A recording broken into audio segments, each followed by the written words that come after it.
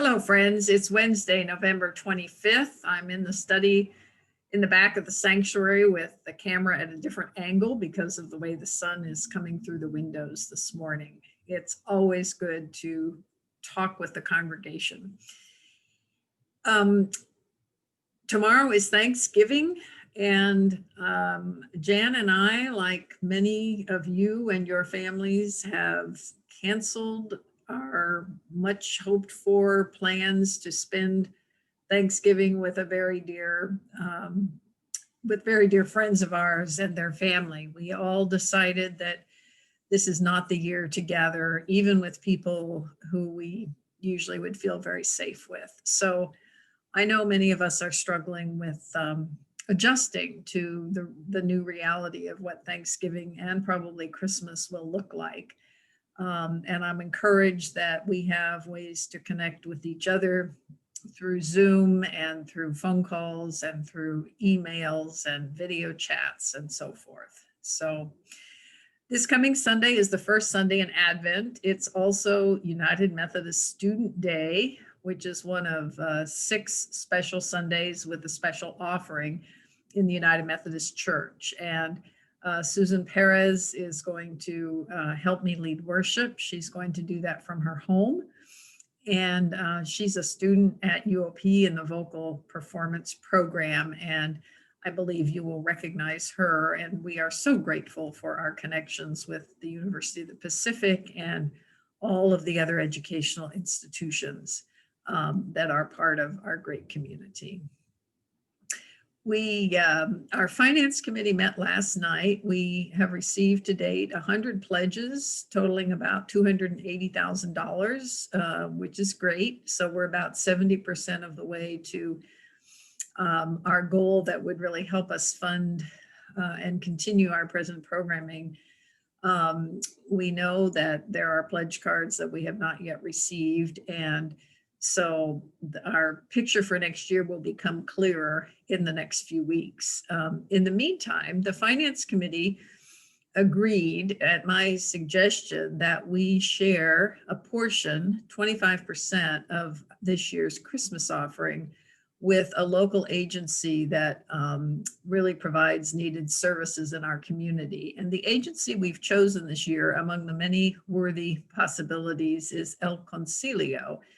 You may recognize the name because this organization, we had several food drives that Alan Cook organized during the summer, and we were impressed with the ministry that they're doing and the work that they're doing. We also discovered that El Concilio has a medical transportation program to assist seniors in particular to get to medical appointments. And after school started back up and some of our own volunteer drivers were no longer able to help with transportation, we've had several church members use these transportation services, which are provided free to members of the community. And so for many reasons, we really want to support this organization.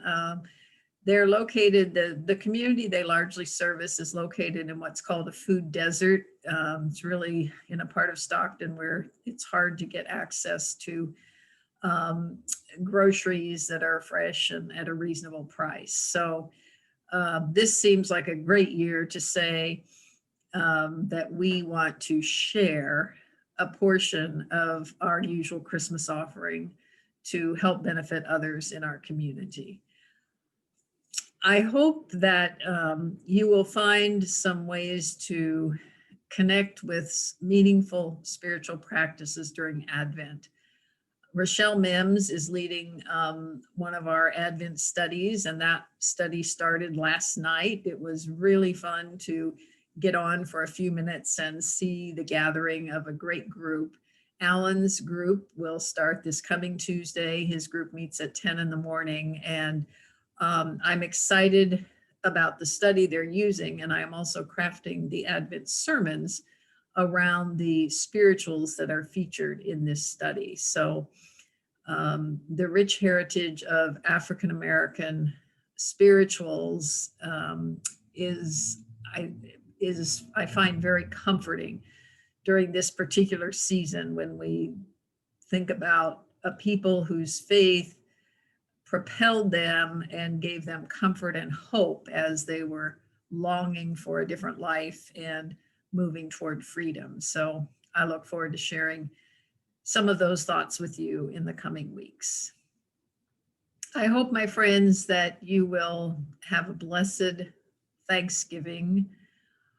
Tomorrow on Thanksgiving Day, I plan to do what I've often done on Thanksgiving, and that is make a list of 30 items for which I am deeply grateful. Because one thing I've learned is that no matter what the day is and no matter what the life circumstances are, it's almost always possible to come up with 30 things to be thankful for. And they can be as simple as I woke up this morning, I was able to eat breakfast, I was able to um, get myself dressed, or I was able to allow a loved one or a caregiver to help me get dressed.